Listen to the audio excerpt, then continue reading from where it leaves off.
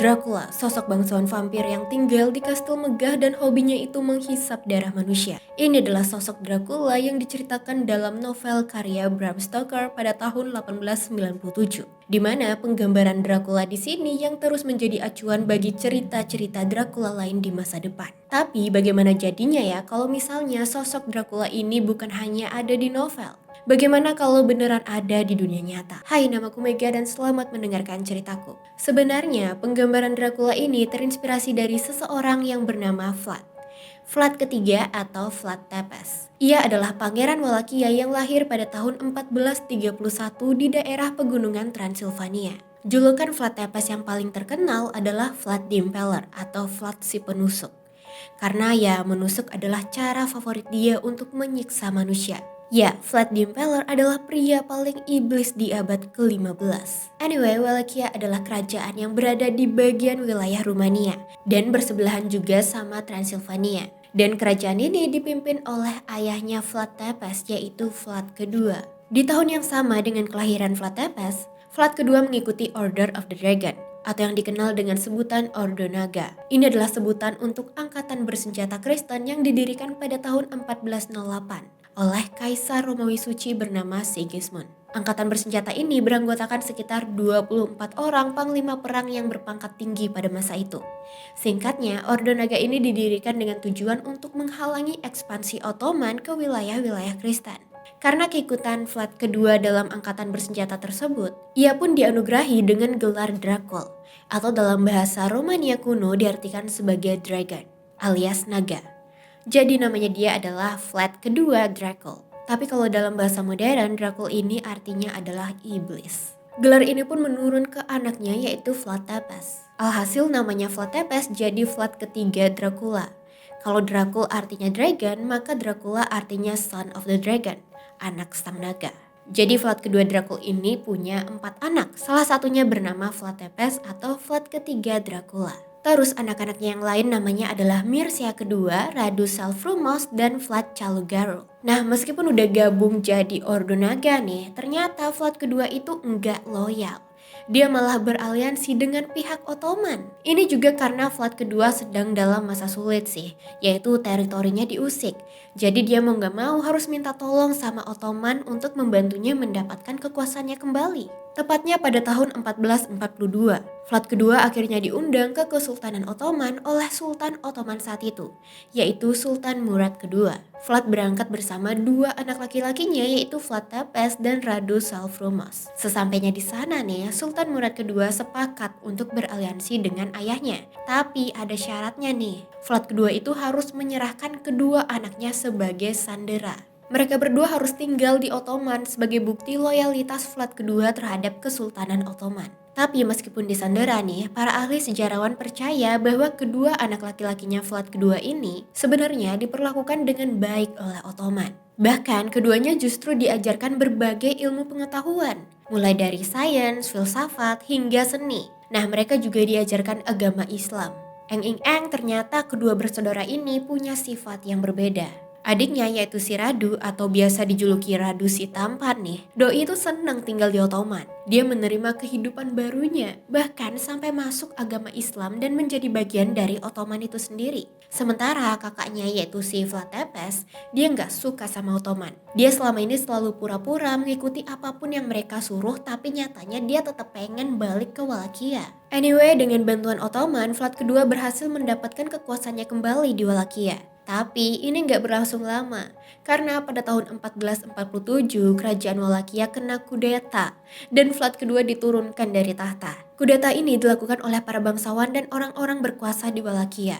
Nah, setelah turun dari tahta, Vlad kedua diketahui ditangkap dan langsung dibunuh oleh orang-orang tersebut. Sementara anak tertua Vlad kedua yang bernama Mircea kedua, dia disiksa sampai matanya buta, terus dia dikubur hidup-hidup. Ngeri banget kan? János Hunyadi yaitu tokoh militer Hungaria yang memimpin pembunuhan Vlad kedua ini menunjuk Vladislav kedua sebagai pemimpin Wallachia yang baru. Jadi karena anak tertua Vlad kedua udah meninggal, maka anak keduanya yang mewarisi tahta yaitu Vlad Calugarul atau Vlad the Monk.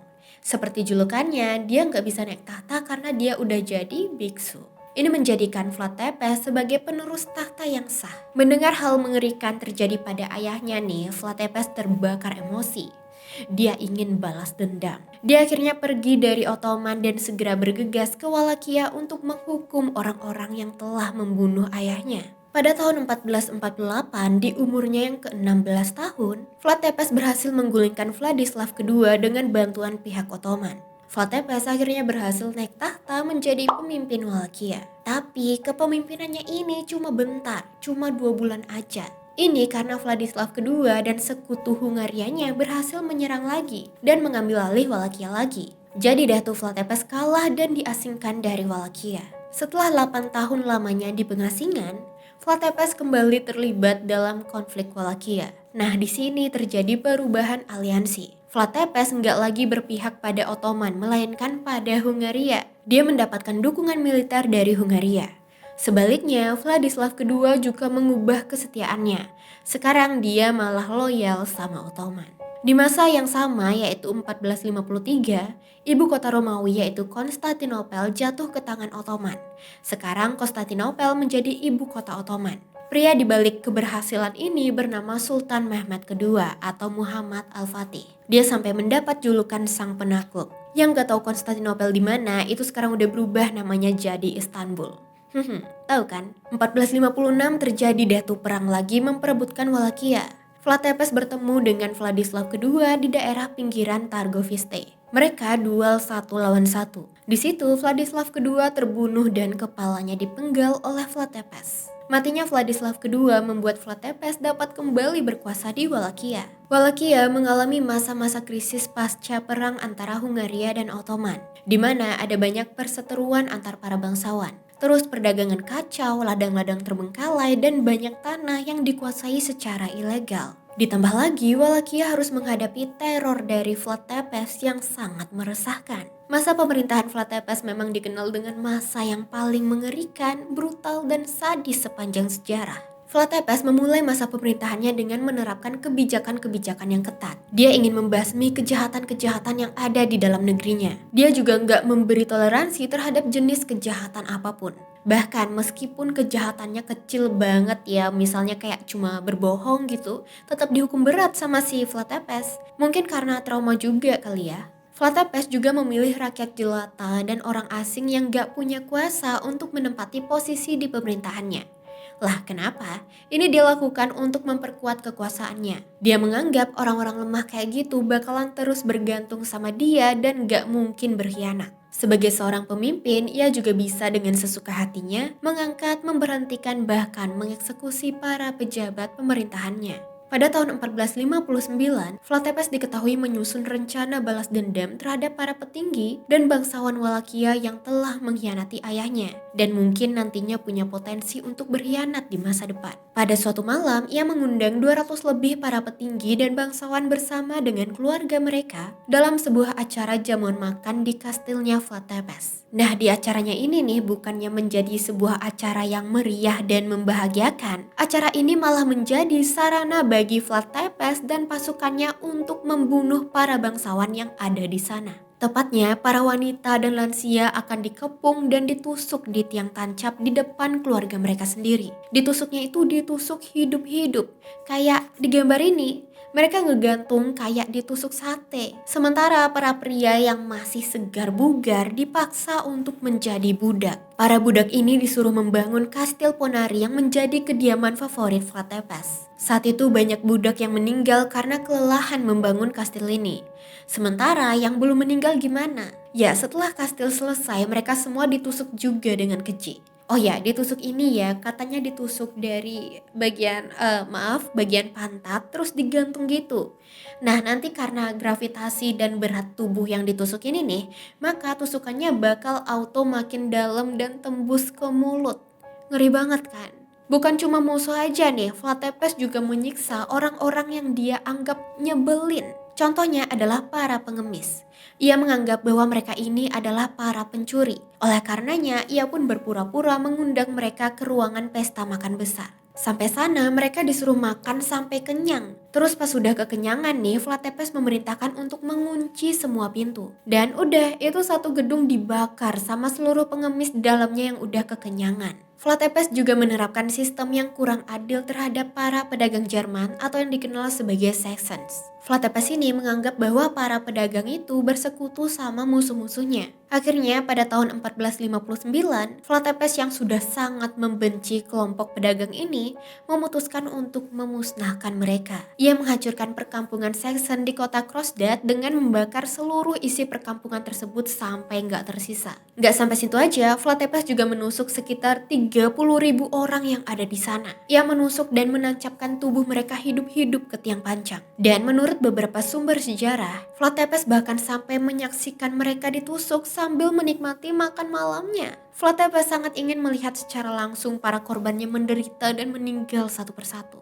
Mayat-mayat yang udah ditusuk ini dijejerkan di perbatasan Wallachia. Ini untuk memperingati siapapun yang mencoba menyerang Wallachia, biar mereka semua kena mental. Flatepes ini bangga banget sama mahakaryanya dia terhadap semua tusukan itu. Makanya dia dijuluki Vlad the Impaler atau Vlad si penusuk. Pada musim semi tahun 1462, Muhammad Al-Fatih yang udah berhasil menaklukkan Konstantinopel nih, sekarang pergi untuk menaklukkan Wallachia. Dia membawa 90.000 pasukannya untuk menyerang Wallachia. Nah, sesampainya di kota Targoviste, yaitu ibu kota Wallachia, Muhammad Al-Fatih beserta ribuan pasukannya benar-benar dibuat syok. Pemandangan di depan mereka itu adalah hutan mayat. Ribuan mayat tergantung, tertancap tiang pancang berjajar di sepanjang jalan yang mereka lewati. Semua mayat-mayat itu adalah para tahanan, musuh beserta keluarga mereka. Ada sejarawan Prancis yang bilang bahkan ada bayi-bayi ditempelkan sama ibu mereka tertancap di tiang itu.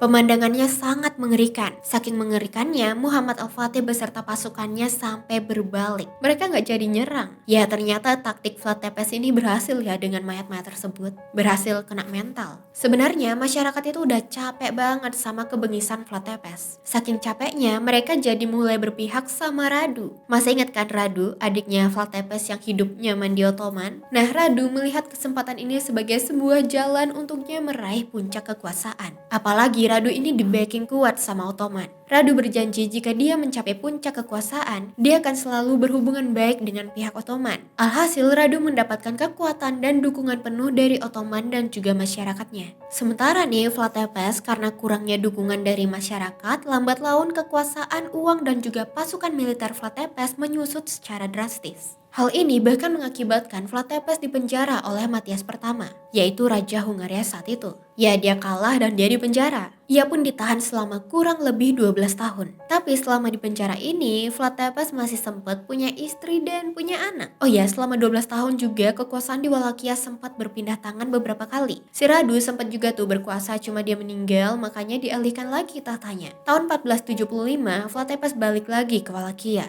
Dan tahun 1476, dia berhasil merebut Wallachia dan menjadi pemimpin lagi. Tapi kembali lagi itu cuma sebentar. Karena Flatepes ribut lagi sama Kesultanan Ottoman. Akhirnya Flatepes kalah, dia terbunuh dan kepalanya dipenggal. Bahkan katanya kepalanya Flatepes ini dibawa ke Konstantinopel dan dipajang di gerbang kotanya. Begitulah akhir dari Vlad the Impaler atau Vlad Dracula. Kehidupannya berakhir di sana. Tapi kisahnya abadi dalam bukunya Bram Stoker. Ada juga kutukan serem tentang Flatepes, di mana setelah dibunuh ia tuh sempat berjanji bakal balik lagi buat balas dendam. Nah, orang-orang yang penasaran saat itu mereka menggali kuburan Flatepes. Bayangin digali dong saking penasarannya. Mereka membuka petinya dan kagetlah mereka. Jasadnya Flatepes itu nggak ada di sana. Jangan-jangan jasadnya bangkit lagi dan berubah jadi kelelawar ya. Kalian kalau ada yang mau ditambahin komen di bawah ya. Dan jangan lupa di like dan subscribe juga. Bye bye.